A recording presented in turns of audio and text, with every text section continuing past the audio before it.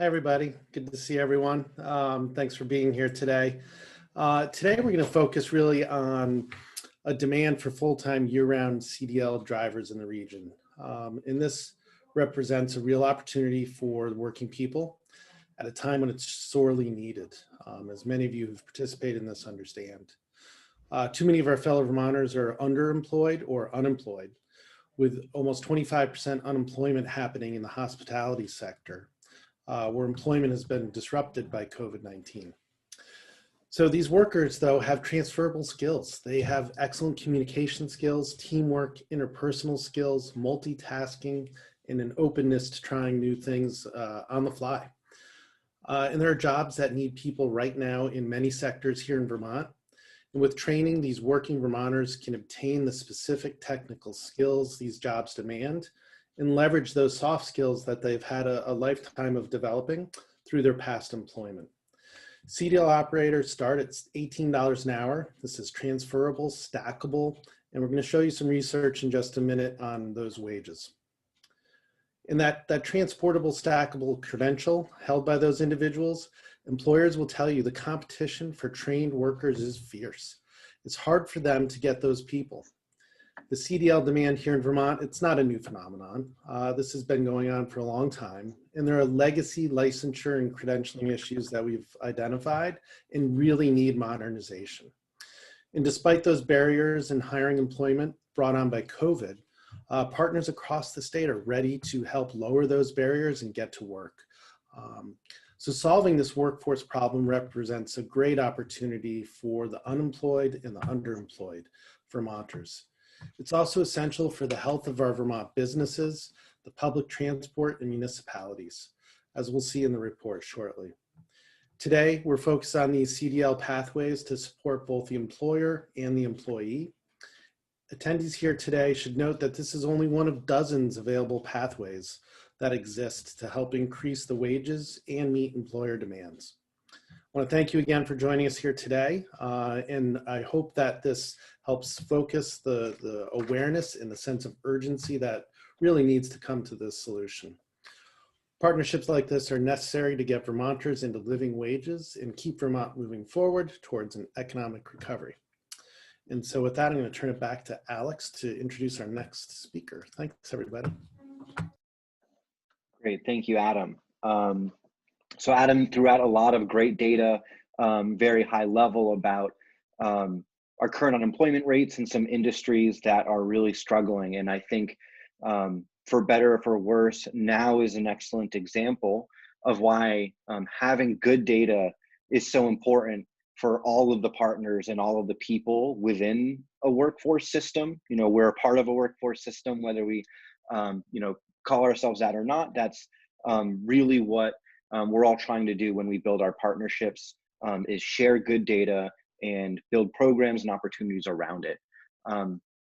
And so I have the good part of introducing the data and not being the master of it necessarily. We have two incredible staff members, Gabriel Sester, who some of you folks may be familiar with, who has done a few hiring needs assessments in the past with us as a VISTA member.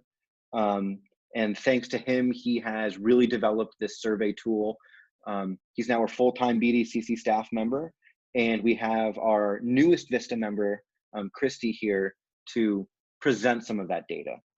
So again, this is really about recognizing who we have in terms of jobs and openings, and not just now, but over the long term.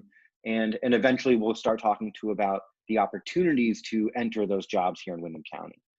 So without further ado, Christy.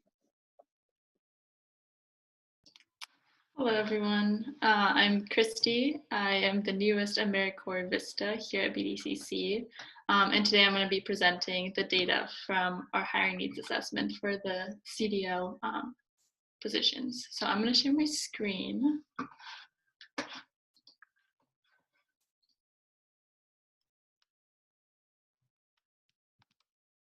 Can you see the presentation?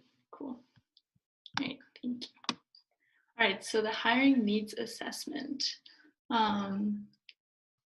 hiring needs assessment is a survey that we send out to different employers of a specific industry to try to estimate the current and the future real-time demand for different positions in that specific industry. And so we chose the commercial driver's license personnel industry specifically because of different experiences that we have heard about, but also once we look into the wages, as Adam was telling us about, when we compare another like food service sector on the left versus the CDL, the transportation sector on the right, we see that even though they start at about the same, so the 25th percentile is that darker bar, the transportation sector has a much higher, generally higher 75th percentile for a wage.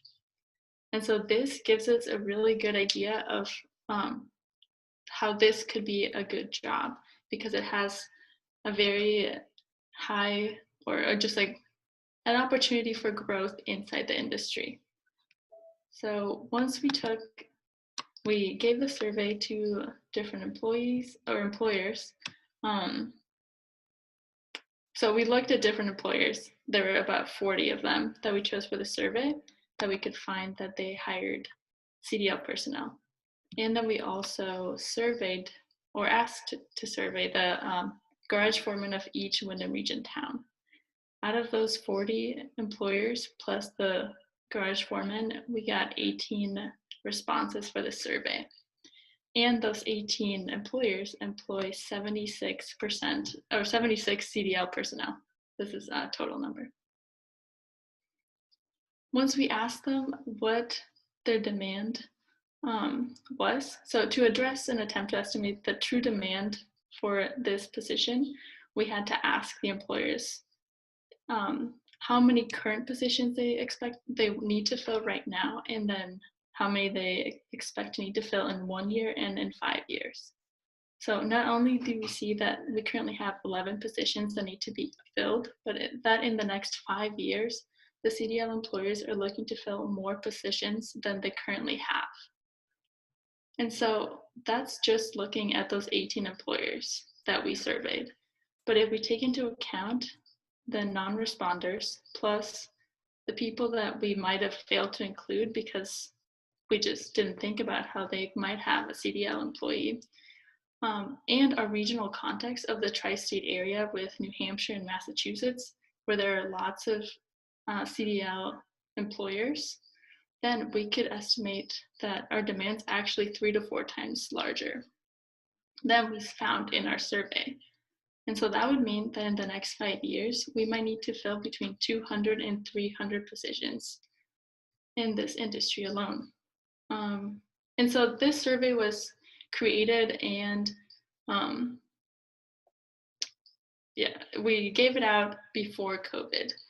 And so during the pandemic, we realized that maybe that same demand that we had figured out and people had told us about was actually different or had been impacted by the pandemic. So we sent out a supplemental survey to those employers, and we found something very interesting, that actually 3 of them had said that they were busier than they had been before the pandemic, but that they currently had less staff or the same as before.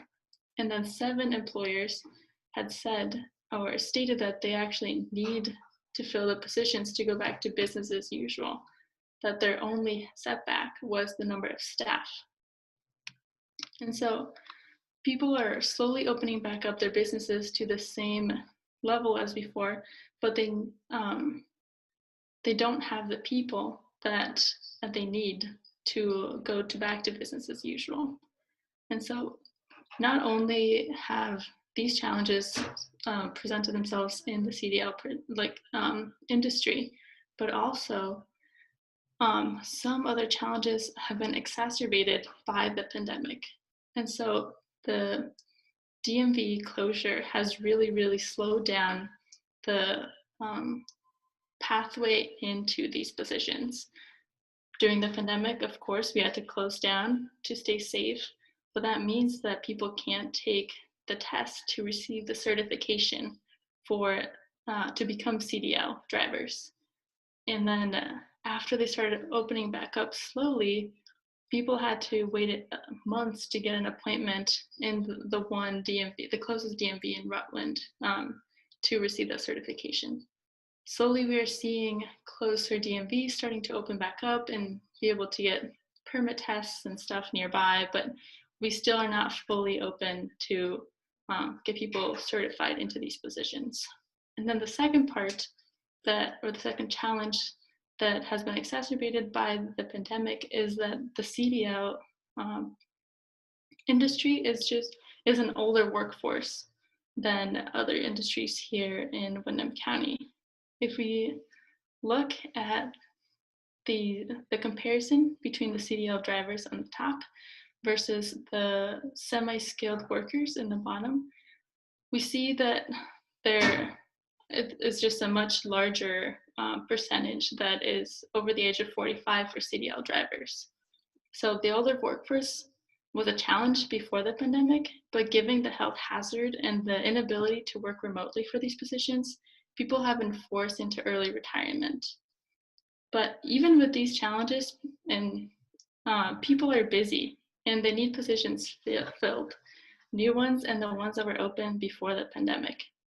This really gives us hope because it shows the resiliency of this industry and the high need for positions to be filled. There's also a comparable starting wage and a high opportunity of growth in the industry, which gives us even more of a hope for the future of this industry. Thanks. Great, thank you so much, Christy. I'll give a few moments if anyone has specific questions about the data.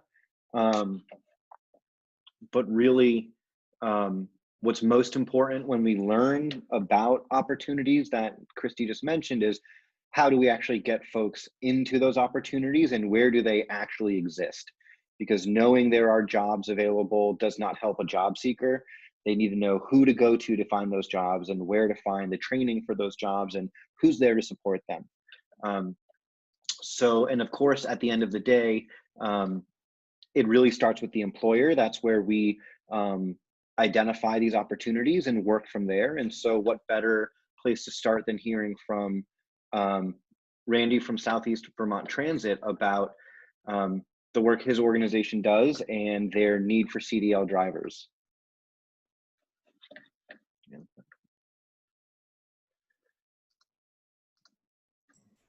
There we go. Sorry, I had to unmute you. That's okay. Thank you, Alex. Southeast Vermont Transit is one of 7 public transit operators in the state of Vermont. We're all licensed and operate by territories. We are normally 50% funded by the feds, 25% by the state, and 25% locally. And we do standard fixed route service from point to point. We do demand response service, which is taking people to places like doctor's appointments or congregate meals. And we're about to get back into the Medicaid business, which is a totally different program that we were in a few years ago, and now we're coming back into. That service has been picked up by other providers, and we're going to resume that service shortly. So public transit is delivered by the buses you see on the road. It's delivered by vans. It's also delivered in a large part by volunteer drivers. And unless that volunteer driver has a sticker on the side of their car that we've given them, you'll never see them or never know who they are. But they're out there providing a tremendous service to a lot of people on a door-to-door basis. And they are the flexible hero type drivers, not necessarily related to CDL, but just as a background to our industry. A very important part of it. Public transit has been maintaining most services through the pandemic. We never shut down, but across the state, some companies have, like us, have either cut routes because we don't have drivers or are running buses at 50% capacity and doing everything we can to protect the drivers and our riders from COVID. As this relates to today's CDL subject, I'm sure you're going to hear a completely different perspective from Todd about your classic CDL licensed career truck driver, and that's great, and there's obviously nothing wrong with that. But we are really a totally different animal, even though we share some of the same licensing requirements, at least as our company, Southeast Vermont Transit, thinks. We're really looking for people. We want people who like to be with other people and talk to them, almost like your neighborhood bartender or somebody else that's a good listener. We're looking for that person first, and then we'll teach them how to drive. We figure that the CDL testing processes can be done in-house or through a good company like Todd's, but that's really secondary to who we want to hire and who we want to bring into our company. And we've been very lucky in the 24 years we've been in business that we've retained a lot of people that way, and we continue to try to attract that level of person. I think another thought about CDL driving that might be different is that it doesn't have to necessarily for us be full-time. We would love to have it be full-time, but having a seasonal resort operations at Okemo and at Mount Snow, we're looking for part-time drivers as well. And because we have a lot of different types of shifts, usually the candidate comes to us and says, these are the shifts that I can work, and we build a schedule around them. So it's not Monday to Friday, here's your route, here's whatever it is. It's all different types of things, and we're very flexible by what people need. And I think the third thing I'd like to impart about everybody about the licensing part of it is the licensing, as we mentioned, is very critical. We're also looking, though, for people who want to make a commitment or a contribution to the community. You're helping your neighbor when you drive a bus or you drive a van. You're helping somebody who you may not know that needs help.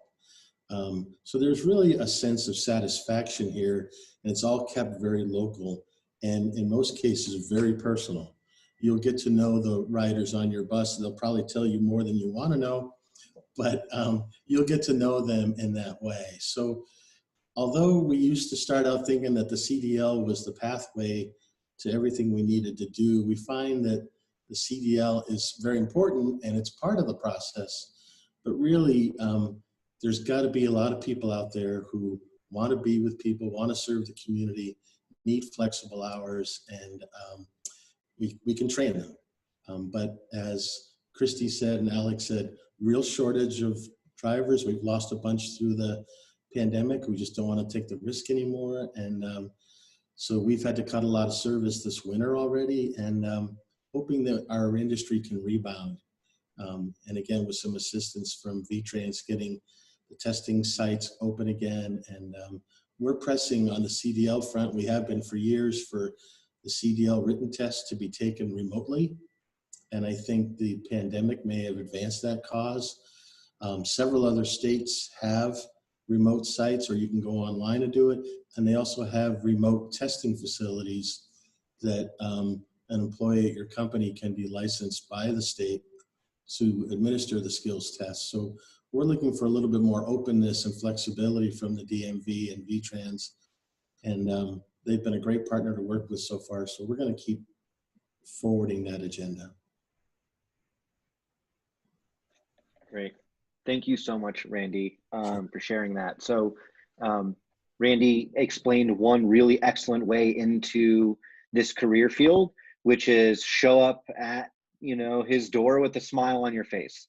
And that is one great place to start. Another place to start, of course, is a CDL specific training school. And so I'd like to introduce Todd West from Northeast Driver Training to just explain a little bit about his training programs, where they end up and who's kind of hiring for them. And yeah, excited to hear from Todd.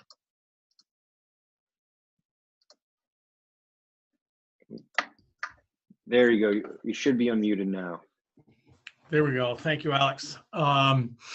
Yeah, it is a little bit different process than what Randy has. What they do at Southern Vermont is it's a lot of companies are doing that, and I applaud them for it, because I can't do enough here.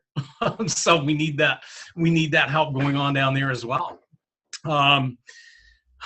The program that I run here is 4 to 5 weeks. Takes someone that knows little to nothing about driving a truck, take them from start to finish through the process of learning how to drive a truck. And I have contacts. I've been in this business of training, but prior to that, I was a driver for a very long time, and I have contacts everywhere.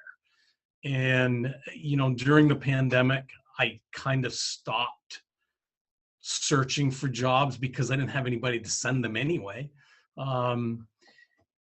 But towards the tail end of our being closed, I had probably 50 jobs that I couldn't fill.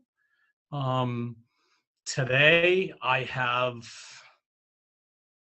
10 within a 15-minute walk of where I'm sitting. So there's still a huge need. I got a call on Thursday, I think, from one company that needs 7.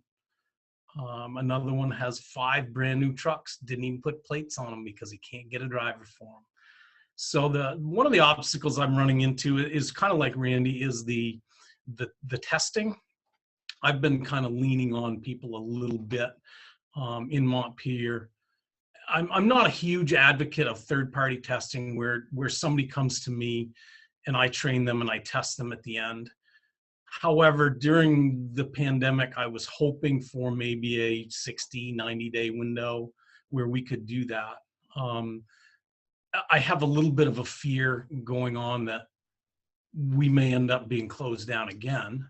So I was kind of hoping they would address that while we are open and running. The DMV not being open in Springfield is creating a little bit of a hardship. It's an 11-hour day for me to go to Rutland to do 4 tests. So I'm still working that angle a little bit, but the training aspect, we've got people coming all the time. We've got more and more companies that are actually taking people and sending them. If they have a warehouse, they're taking them out of the warehouse and sending them up. I train them, send them back. There's still a good number of people out there that are looking for a company to hire them and send them for training, and companies are still pretty reluctant to do that. If they're taking somebody out of the warehouse, they at least know half of the equation. They know what kind of an employee they have. They don't know what they're going to be for a driver, but they've got at least part of the equation. I don't foresee this getting better anytime soon. I'm going to be long gone and retired before this problem goes away. At least that's my hope, that we still have that problem to get me to the end. I don't have an answer. I wish I did. I truly do. Todd, what do you think might be a few things that really set aside who succeeds in your kind of training programs? Maybe is there something that if someone is at home listening to this, what is someone going to feel to say, this is my opportunity to enroll? What would you say maybe? Well, unlike Randy, most of our people kind of want to be alone. They don't want to be with a lot of other people. So they're not looking to drive a bus. Although, Randy's got some of the people that I've trained over the years that are down there. A lot of people don't know where to go looking for assistance with paying for the training. Probably over the last 3 weeks, I've talked to some different people that are unemployed for whatever reason through the pandemic or for some other reason. They don't get the information of where to go, that there even is money available to help them train. And that may be, Cindy, I don't know if there's something that you can do on your end.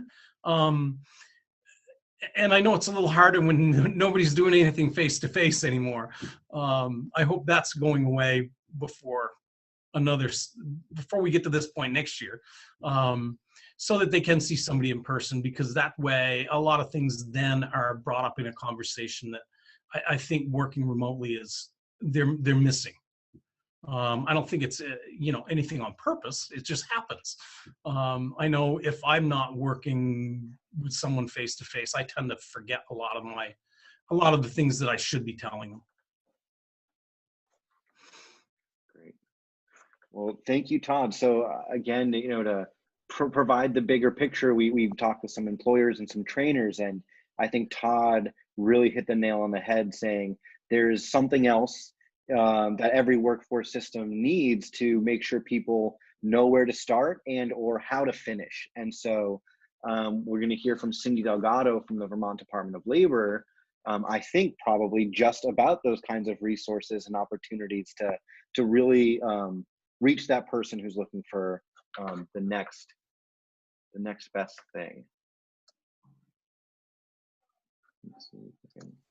All right, there you go, Cindy. Thanks, Alex, and thank you, everybody.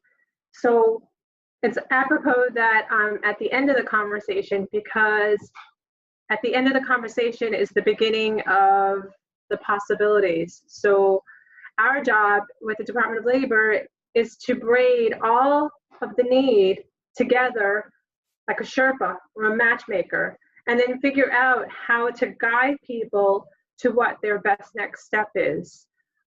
We use a person-centered approach, because as we're talking to the job seeker, Joe or Susie job seeker, everybody has a different need, right? And they're all starting from a different place.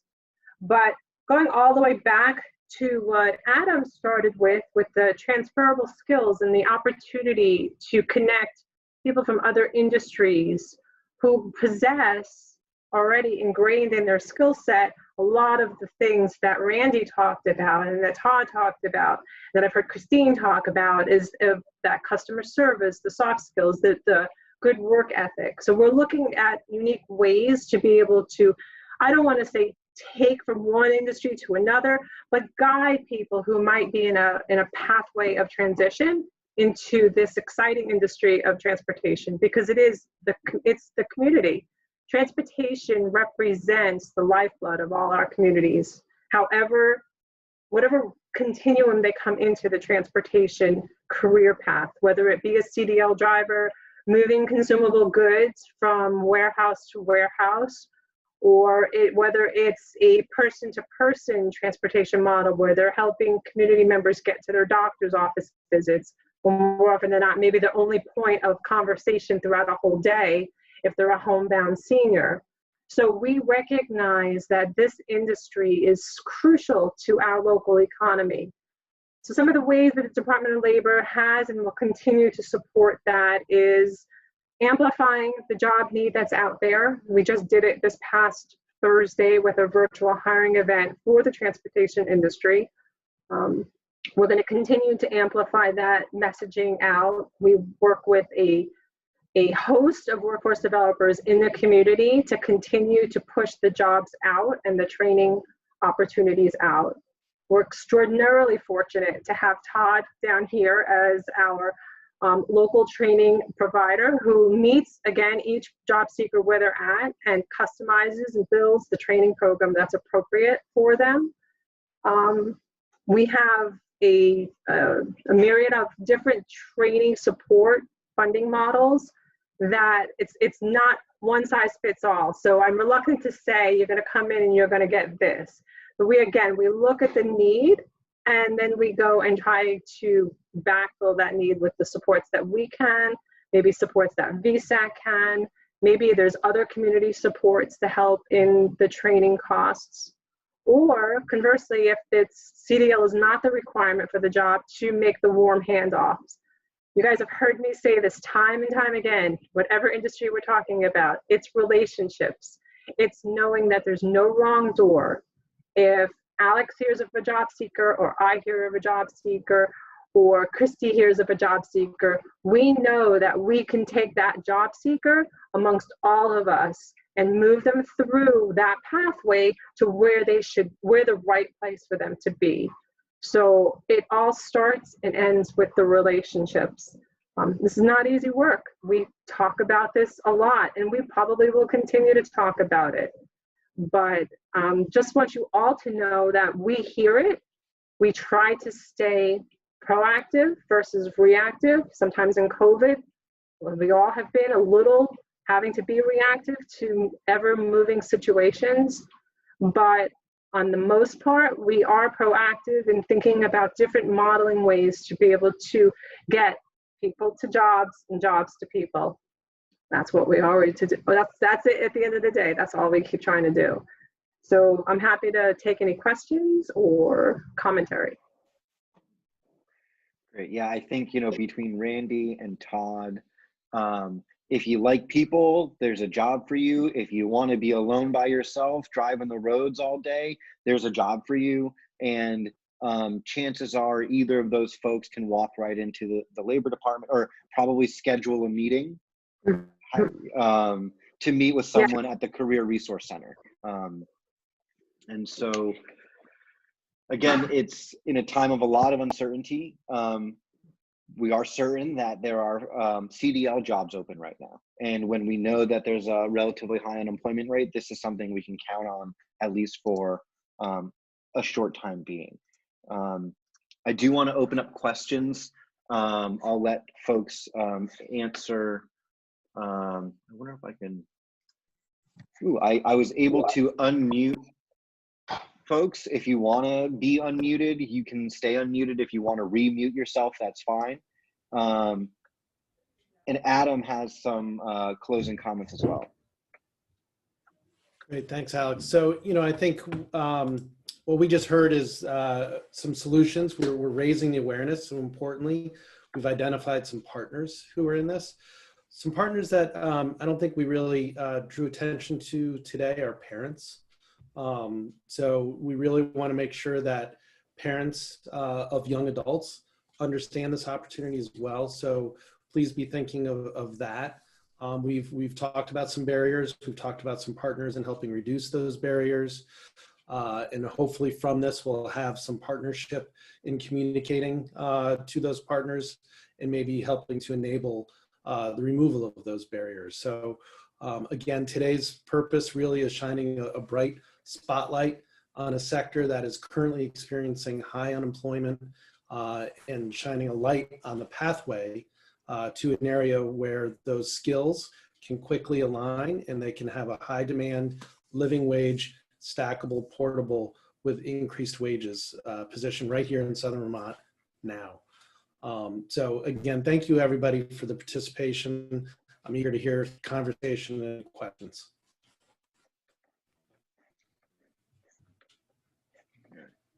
Any questions?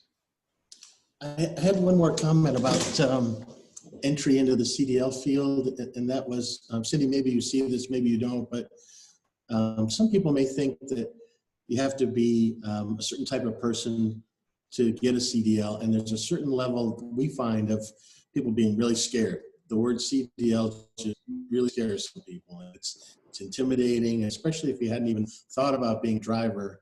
The fear of testing and maybe failing a test or driving something that's 75 feet long. It's not really the case in every case. And that somehow we need to get that word out better.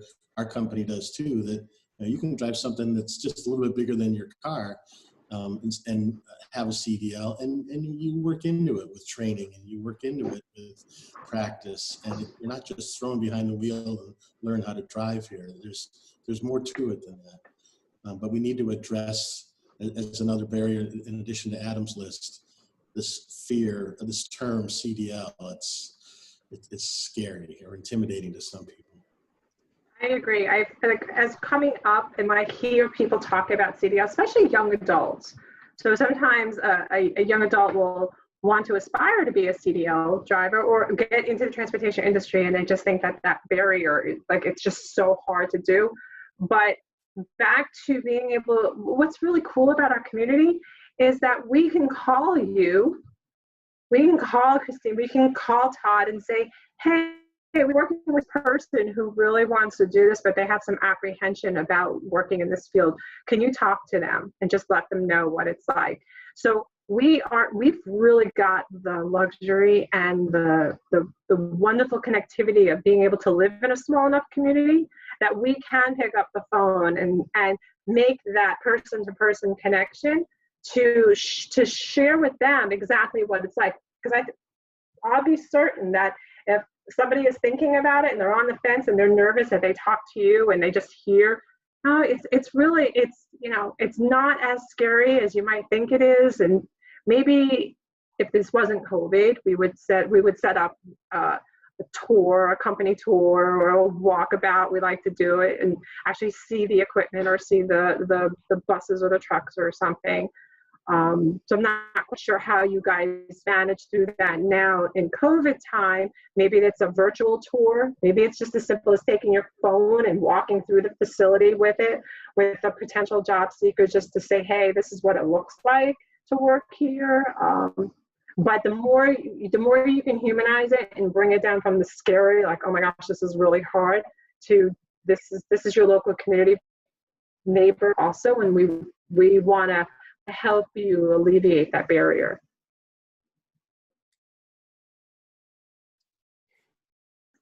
Thanks. Any other questions? Jen. Yeah, hi, this is Jen. Hi, Jen Stromson. I'm a Director of Programs at BDCC. I had a question just regarding sort of as Christy pointed out in her presentation, the sort of an older workforce, and I think sort of predominantly male, especially on the kind of Todd side of things, so that side of trucking, maybe not as much in transportation. And I'm just curious, and I talked to employers recently. I was talking to a small manufacturer who was sort of talking about how as they have seen more retirements and they're getting a new generation in, that they're also seeing like women coming into it. So I wonder, you know, if you have any commentary on that, because I think of, you know, CDL driver as like one of those kinds of occupations that, again, especially on a certain, like the 18-wheeler side has been really predominantly male, but you know, why? And in an area where, you know, you can't really afford to ignore half your workforce potentially. So I'm wondering, you know, if there's any changes you've seen as kind of the generations are shifting, and any advice you have, any, you know, because especially when we work with high schoolers, you know, we're thinking about trying to put all the options on the table for young men and women. So that's both to Todd and to Randy, I think. So. Well, I know my experience here is this year, even though we were shut down for 8, 10, whatever it was, forever, where I think I have another woman starting on Wednesday. I have one in training now, had one got done last week.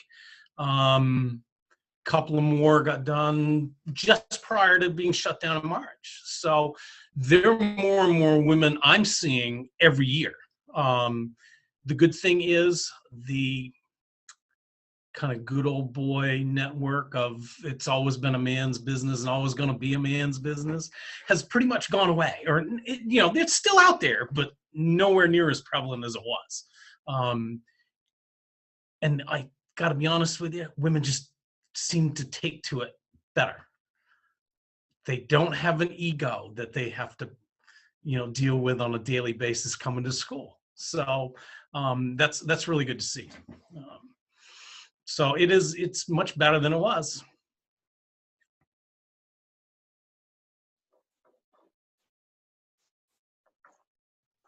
Other questions? Yeah, Randy and Christine, I'm just like, is that sort of what you've seen? And again, I'm sure it's different on the public transportation side, but.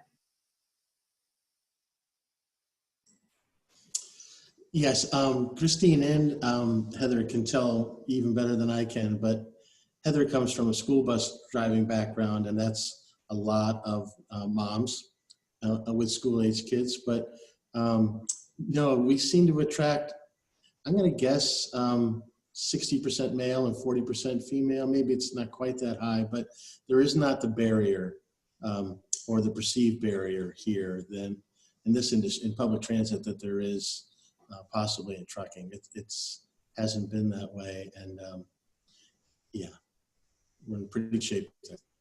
Yeah, we have a good mix, and yeah, I mean, I'm living proof. I was terrified to take my CDL, and and it was really, with the right training, not hard at all. So, you know, there's that anxiety, but then you go fly right through, and it's like one of the proudest moments of me, because I can say I can drive a 40-foot bus. But yeah, we actually have, since I've been here, I've actually seen more women come in to drive for us. And it ebbs and flows. You'll get, some years you get, you know, all males drivers that come in for seasonal, and then some all women. So, but we have, I think Randy's probably right. It's probably about a 60-40 split. It's a good mix. And I agree with Todd a little bit that the ladies are a little less apprehensive, believe it or not, or at least they will show it. How about that?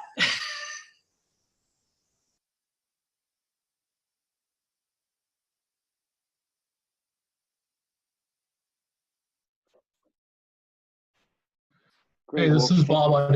I have a go question, ahead. just a quick question. Are there any delivery companies, any industries that are more in need of drivers? Are we talking like propane and fuels? Are we talking drivers for like the local hardware store? Are there any industry that's more hard hit than any other, or is it just generally spread out across industries there?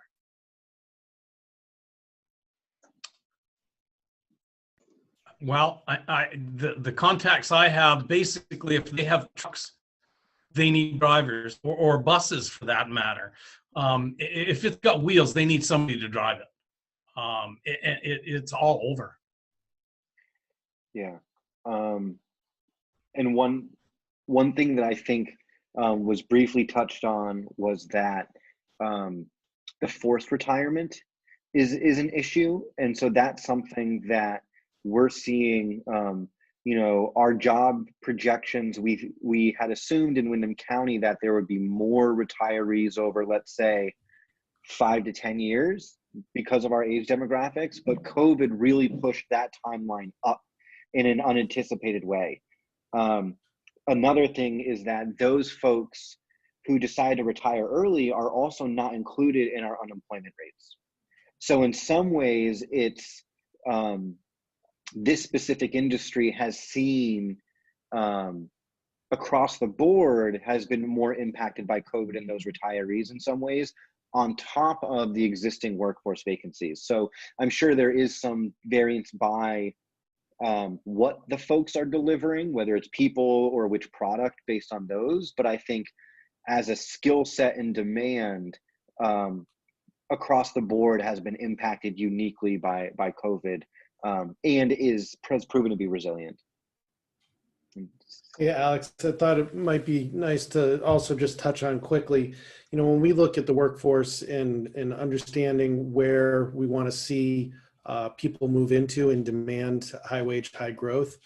You know, one of the things we also look out is, you know, what's going to happen in 5, 7, 8 years, and really not trying to front load people into a career that's going to just fall apart. So, you know, you'll hear that AI is going to really impact transportation in the future, and it will, it already is. But from our understanding of where those impacts will be felt, they're more in long haul transportation.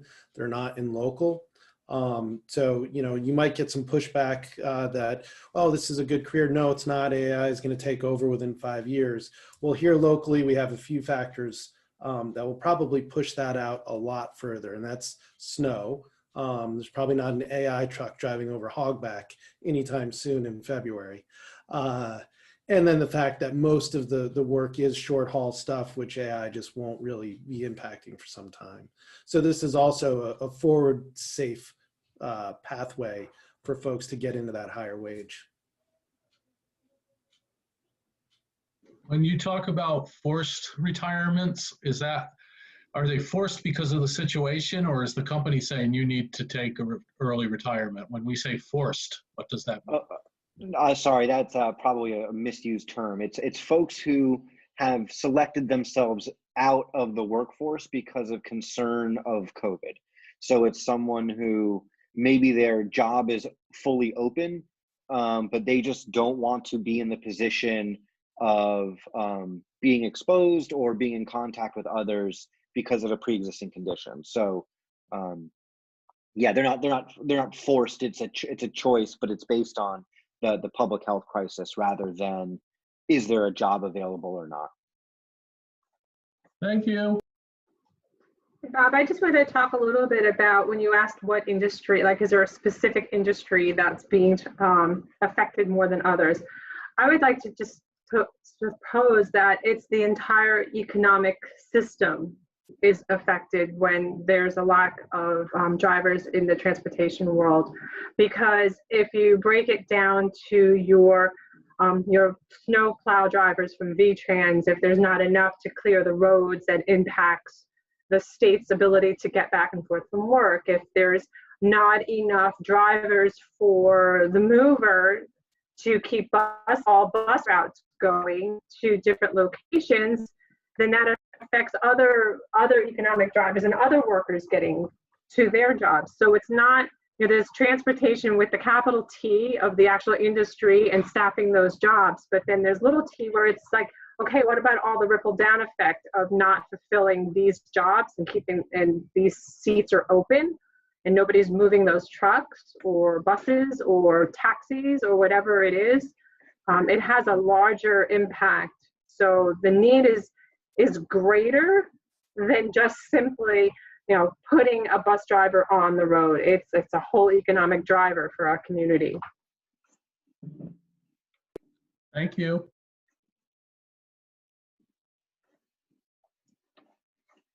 Great. Well, thanks again, everyone, for coming and joining us today.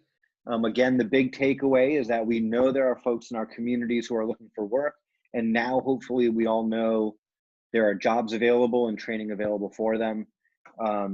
You'll be getting a full press release sent to you soon, if not already, but please feel free to reach out to any of us with any more follow-up questions about the data or opportunities, you name it. Great. Yep, and if feel free to put contact info and links in the chat box as well to make sure we've captured that. Great. Thanks, everybody. Thank you. Thank you.